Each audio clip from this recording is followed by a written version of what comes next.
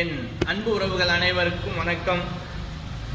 என்கிட்ட திருமண பொருத்தம் பார்க்க வரும்போது ஒரு அன்பு உறவுகள் என்கிட்ட இது போல என்னுடைய மகன் ஆயில்ய நட்சத்திரத்தில் பிறந்திருக்கார். ஆனால் எந்த பொண்ணு வீட்டுக்காரவங்களும் ஜாதகத்தை பார்த்தோம்னா ஆயில்ய நட்சத்திரமா வேணாம் அப்படின்னு சொல்லி ஒதுக்கி விட்டு போயிடுறாங்க ஐயா.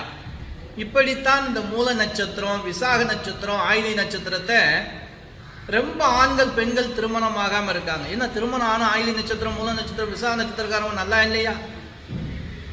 அதாவது மூல நட்சத்திரம் மாமனாருக்கு ஆகாதுங்க, ஆயில்ய நட்சத்திரம் மாமியாருக்கு ஆகாதுங்க, விசாக நட்சத்திரங்க கூட பிறந்தவங்களுக்கு ஆகாதுங்க. இப்படின்னு ஒரு பயமுறுத்தியே எல்லாரையுமே வச்சிருக்கா. ஏன் மற்ற நட்சத்திரக்காரங்களை கல்யாணம் பண்ணிட்டு ஆகாம போனா அவங்களை என்ன சொல்றது? அதனால இந்த ஆயில்ய நட்சத்திரம் ஆதிசேஷனுடைய நட்சத்திரம். எப்பயுமே ரங்கநாதன் அது மேலதான் படுத்துன்னு இருப்பார்.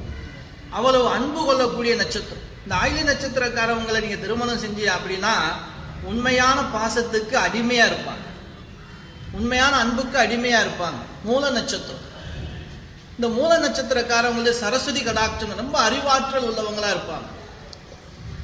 விசாக நட்சத்திரம் குருத்தன்மை உள்ளவங்க, தனியா நின்று ஜெயிக்கக்கூடியவங்க.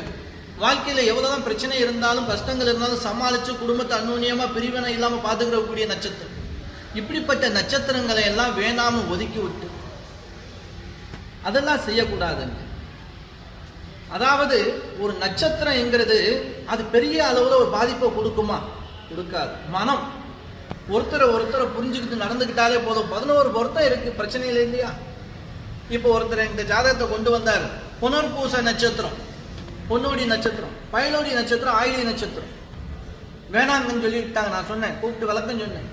ஏங்க உங்க பொண்ணுடைய நட்சத்திரம் புனர்பூசம், 2வது நட்சத்திரம் ஆயில்ய நட்சத்திரம் வருதுங்க. இந்த ஆயில்ய நட்சத்திரக்கார மாப்பிள்ளையை நீங்க கல்யாணம் பண்ணினா உங்க பொண்ணை கண்கலங்காம கடைசி வரைக்கும் காப்பாற்றக்கூடிய நட்சத்திரங்க.